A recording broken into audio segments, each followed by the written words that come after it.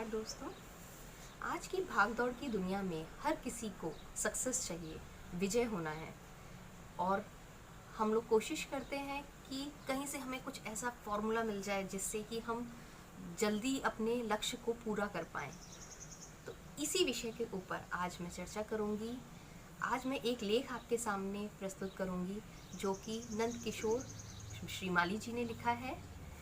शीर्षक है विजय के सरल सूत्र, the simple formula of success. जी, इसी टॉपिक पे बात करेंगे आज हम। विजय होने के सरल सूत्र। जीवन में हमारा प्रयास सुख और आनंद पाने का रहता है, लेकिन हमेशा हमें यह लगता है कि मुस्कुराहट तो दूसरों के पास है।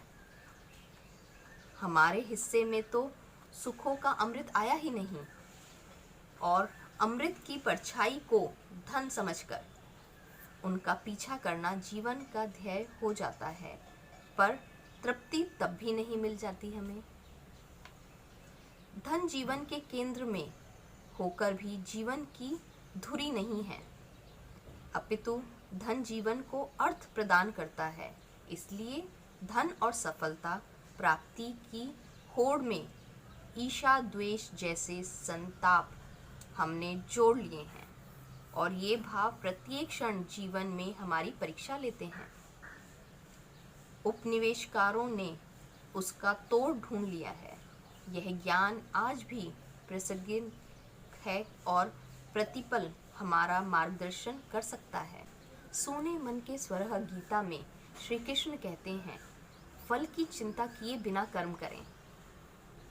वर्तमान संदर्भ में यह सोच कुछ जटिल लगती है। ऐसा कैसे हो सकता है कि पूर्ण मनोयोग से कर्म करें पर उसमें लिप्त न हो?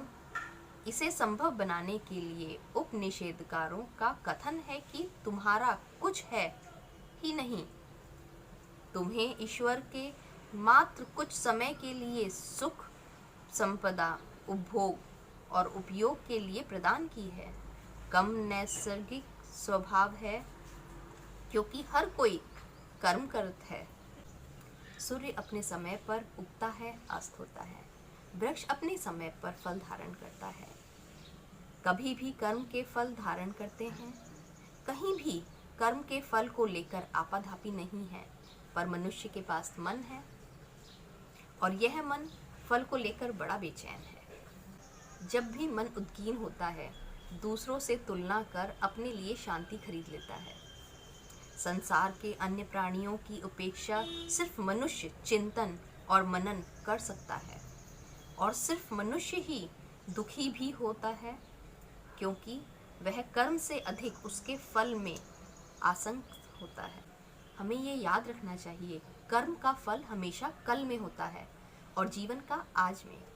ईश्वर के इस उपहार को हमें समझना चाहिए। आत्मा की प्रसन्नता ही जीवन की प्रसन्नता है।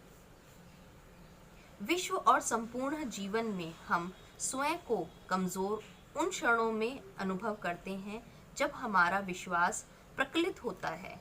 दूसरों पर तो विश्वास शुरू से ही ऋण रहता है, पर जब यह विश्वास स्वयं से होता है, उस समय हमारे भीतर संघर्ष करने की शक्ति समाप्त हो जाती है।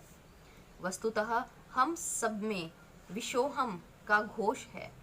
इसलिए स्वयं पर अविश्वास का अर्थ ईश्वर में निष्ठा का अभाव है। अष्टवक्र और जनक के मध्य हो रहे संवाद में अष्टवक्र कहते हैं कि जहाँ अपने ईश्वर पर विश्वास किया, वहाँ संपूर्ण भाव मजबूत हो जाता है। संपूर्ण की दशा आपको आत्मनिर्भर कर देगी, क्योंकि आप समझ जाते हैं कि आप प्रत्येक क्षण परमात्मा में ही हैं। उस समय आप में धैर्य जगता है, अपने प्रति धैर्य आपके मन से भ्रांतियां, अहंकार, द्वंद्व का नाश करता है। ज़्यादातर लोग समर्पण तो करते हैं, पर आधा अधूरा, क्योंकि समर्पण को कमजोरी समझा जाता है। पर गुरु और इष्ट में समर्पण आपको तनाव मुक्त कर देता है। आप असीम की सत्ता से जुड़ जाते हैं और फिर कोई परीक्षा कठिन नहीं लगती। यहीं पर इस लेख को समाप्त करते हैं। बहुत ही ज्ञान भरा ये लेख था। विजय का एक सूत्र इसमें हमें जो समझ में आया, सबसे बड़ा, जो गीता में भी हमें बताया गया है कि कर्म करें, फल की चिंता ना करें।